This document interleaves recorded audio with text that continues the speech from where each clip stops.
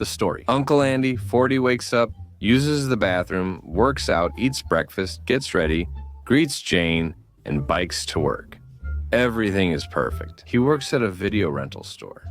These are things you haven't experienced from the so-called golden age. Later, a woman comes in asking about her movies, and it's clear he has no idea how to interact with women. He enters his office and sees his friend. Anyway, his friend, whose name is Calda, keeps talking to him about what he did during the vacation with his other friend, and he's not really interested at all, but he's just listening to him. Then David, their colleague, asks a female coworker for something. So that's why she's making everyone use the store's television for her. Then we see two colleagues arguing because Mock took Jay's customer. After more discussion, they agree Uncle Mock gets his commission if they play a game of hide and seek, like a bet. Afterward, they notice they're short one player for nighttime games and hesitate to ask Andy, who seems odd, but when they approach him, they're surprised. Surprisingly, he agreed right away without much talk. At night, someone joins them to play. After a while, Uncle Mock leaves, and the rest stay and chat. They share stories about their experiences with women, weekend activities, and sitta fada. When it's Uncle Andy's turn, he becomes very embarrassed. Of course, he starts telling them made-up stories, since he actually has no experience at all, in these things. Of course, thankfully, they manage to catch on because he's actually clueless, and they keep laughing at him and making fun of him because he hasn't had any experience. Have you ever even been with women before? Look, he hasn't even played anything. Wait a second. That's what I was about to say. That's the important part, boss. After a long discussion, they say that they're going to help you. Don't worry, Uncle. Uncle Andy goes home feeling so embarrassed about what happened that he can't sleep much. And after that, he goes to work the next day. He finds them all mocking him, gets annoyed, runs away, and Uncle David chases after him. He's chasing after him, saying, "Wait, man, we were just joking. Don't take it personally." Then his friends say, "Uncle Andy, I really tried to meet girls and have relationships, but I never succeeded. But I don't know, sir."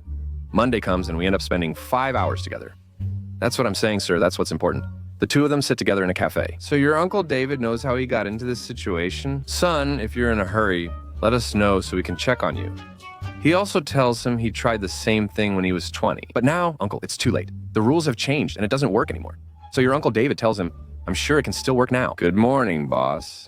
And he dreams about all his failed experiences with women.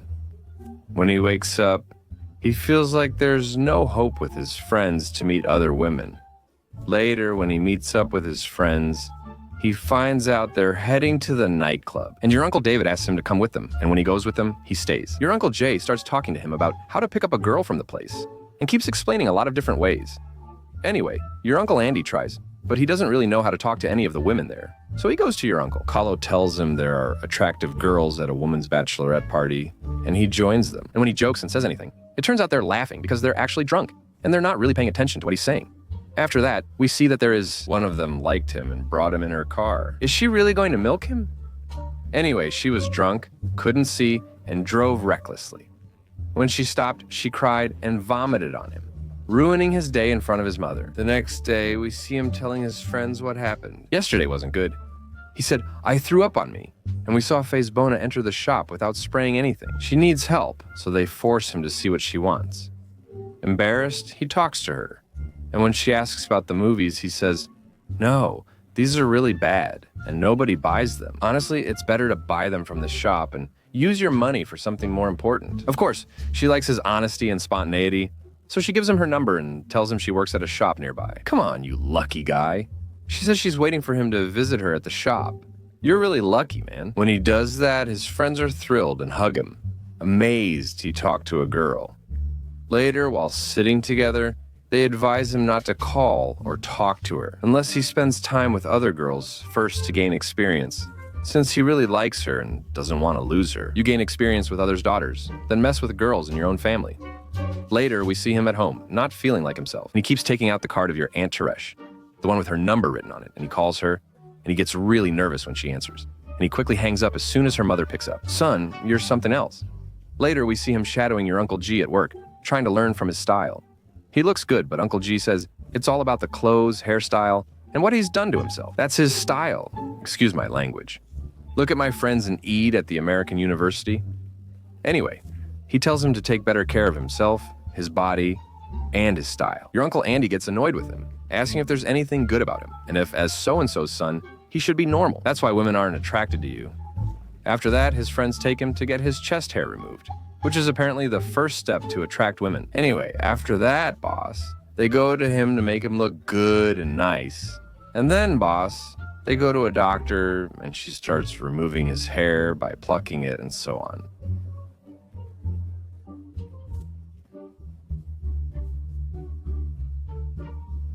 Come on, man, I can handle it too. They say you can't really know Tarsh unless you've dated girls from her family.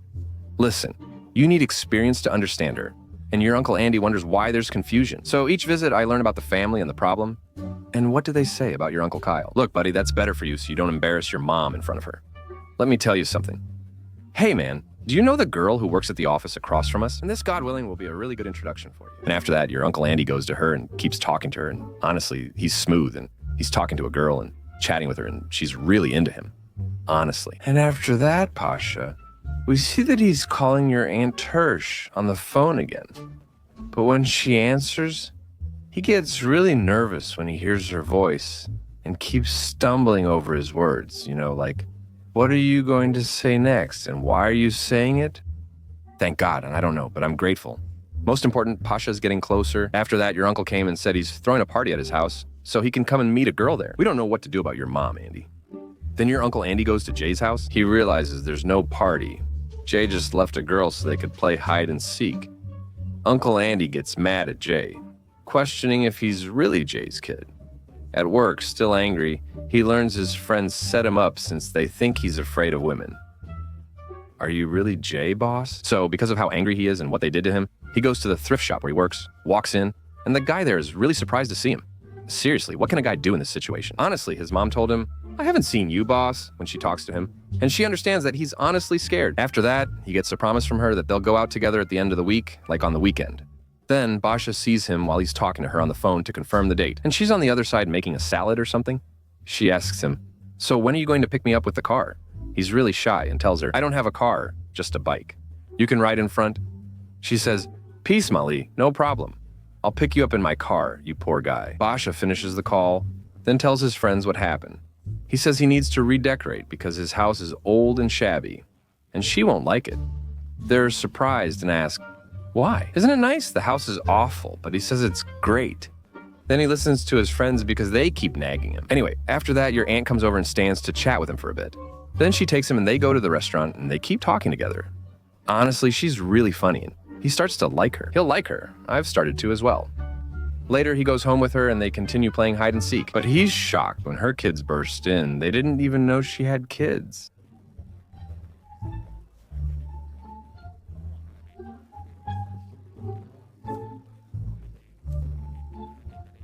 They say she should have told him the truth about having kids. Her husband died recently, and people say he should have admitted he'd never played hide and seek or been in a relationship before.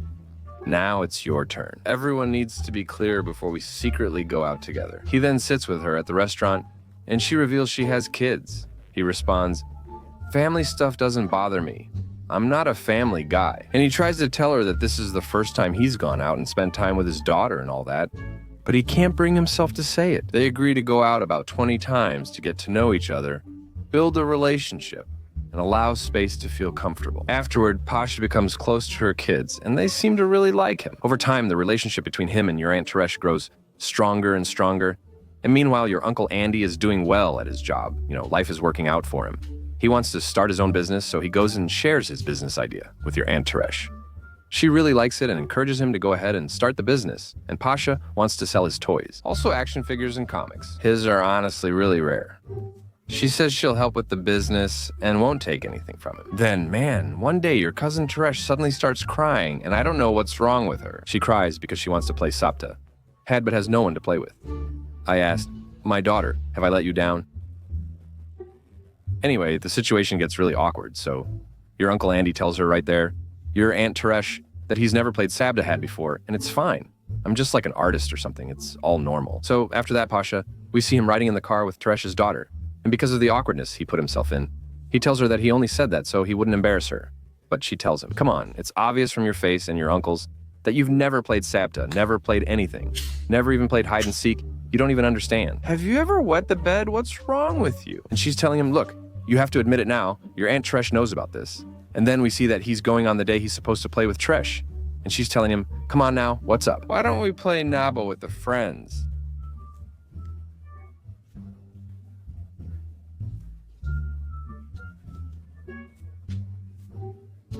He doesn't know how to play Sabdahad, and it shows. To play with Aunt Teresh, you need to have mastered the Sabta and Had skills. But is that really necessary? He brags about drinking and getting drunk at the bar. Then we see his girl from earlier, plus Aunt Teresh and her daughter, who asks her for a chance. Honestly, he's a nice and sweet guy, but also a bit of a jerk. But he's good, and we see that he's actually a good person. When he's with the girl from the library, about to play on Saturday or Sunday, he suddenly realizes he doesn't want to play with her. She cheats. He often plays at her house when he gets home because she likes to annoy him. Just be honest. Why? He doesn't want to play with her this weekend. Why? So he manages to understand he makes excuses for her. And she's afraid that he thinks he wants to kill her or something, so she gets in her car and runs away from him. And he keeps driving fast to catch up with her and stop her. And of course, he causes an accident in front of her to stop her and confront her. He didn't want to play with her because he had never played with anyone before. Oh, that's true, girl. I've never played with anyone. He never left anyone before. Anyway, she understands the situation, and then they get married, and that's it. She's the first one he ever played with or left anyone for in his life. Forget about it. Don't forget about it. You idiot, you moron. Your mind is somewhere else. You idiot, go get married first. After that, don't even think about playing cards with anyone. Anyway, let me tell you, that's the end of the story.